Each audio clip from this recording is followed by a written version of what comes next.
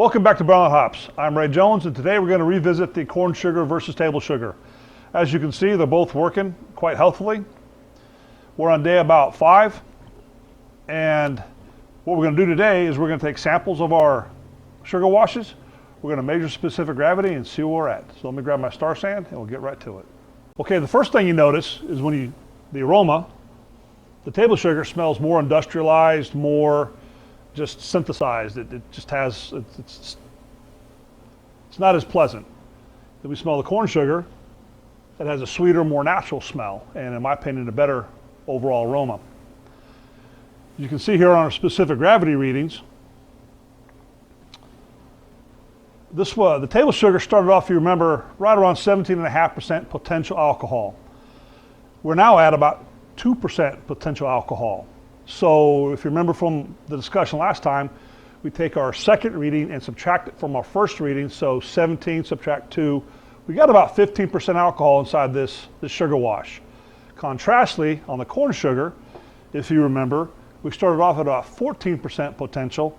Now we're down around 2% potential, which you take the first reading, subtract the second reading, we're at about 12%. So there's actually more alcohol in the table sugar in the same amount of time.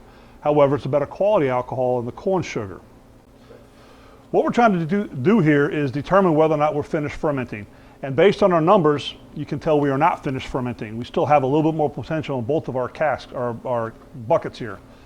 So more than likely what I'm going to do is wait a couple more days and take another reading. We're trying to get it down to 1, or on the hydrometer 1.000. We're trying to get it all the way down to there so we maximize our potential on our alcohol. So like I said, we're going to sit here for a couple more days, take another reading. The only true way to tell that your alcohol is finished is by taking readings with your hydrometer, and on consecutive days the reading does not change. Then you know for a fact that your yeast is no longer working. The bubbles don't really tell you much because there's still CO2 locked inside the chamber here, and sometimes it can just let loose some CO2 and it bubbles. That doesn't necessarily mean that it's still fermenting. On the other hand, if you're impatient and you want to go ahead and run it, you can probably run these right now. You'd get 15% out of this one and 12% out of this one. That's fine. That's no problem. However, we're going to be patient and we're going to let it finish fermenting.